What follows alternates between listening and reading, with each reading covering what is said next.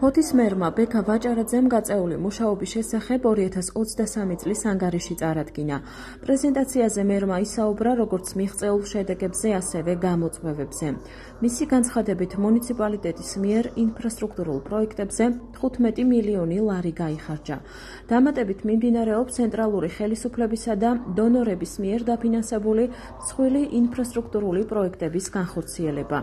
ჯანმრთელობის დაცვისა და სოციალური უზრუნველყოფის ბიუჯეტმა 4,6 მილიონი ლარი შეადგინა.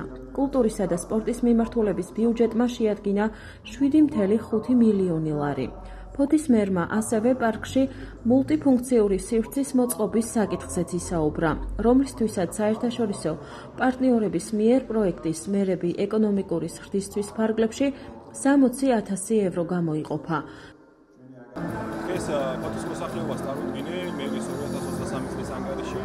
ვისაუბრეთ იმ პროექტებზე, გეგმებზე, ბიზნესებზე, რომელიც დასახული ქონდა ჩვენ 2023 წლისთვის და იმ შედეგებზე, რომელსაც მივახციეთ, ასევე რა თქმა უნდა აღვნიშნეთ ის გამოწვევები და არ უშიდებით ჩვენ გამოწვევებზე საუბარს და იმ პერსპექტივებზე, რომელიც ჩვენ ქალაქს აქვს, შესაბამისად მინდა აღვნიშნო, რომ მომავალი წლისთვის ჩვენ ქალაქს იქნება გაზრდილი პერსპექტივა, იქიდან გამომდინარე, რომ პარლამენტმა უკვე 3 მოსვლით დაამტკიცა საპორტო მოსაკლების კანონი, რომელიც ითვალისწინებს ადგილობრივ მოსაკლებელს სასწრაფოდ ჩვენ ბიუჯეტში შემოვა და მნიშვნელოვნად გაიზრდება ადგილობრივი ბიუჯეტი, რაც ნიშნავს კიდევ უფრო მეტ განხორციელებულ პროექტს და კიდევ უფრო მეტ შექმნილ საქმეს ჩვენი ქალაქისთვის.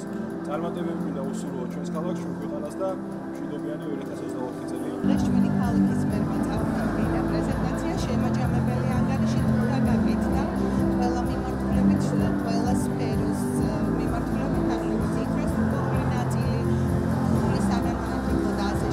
ძალიან ბევრი მიღწევა აქვს ჩვენს ქალაქს 2023 წლის განმავლობაში, როგორც არასდროს ძალიან მრავალი ახალი მიმართულებაც დაიბადა და დაისახა.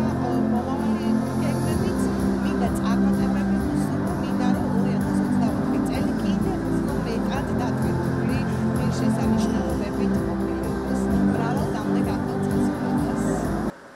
ბექა ვაჭარაძეს განცხადებით, გლობალური გარემოს დაცვითი ფონდის გრანტის ფარგლებში 2024 წელს ფოთში მზის ბატარეებზე მომუშავე ელექტრომობილის დამუხტველი ავტოსადგომი განთავსდება.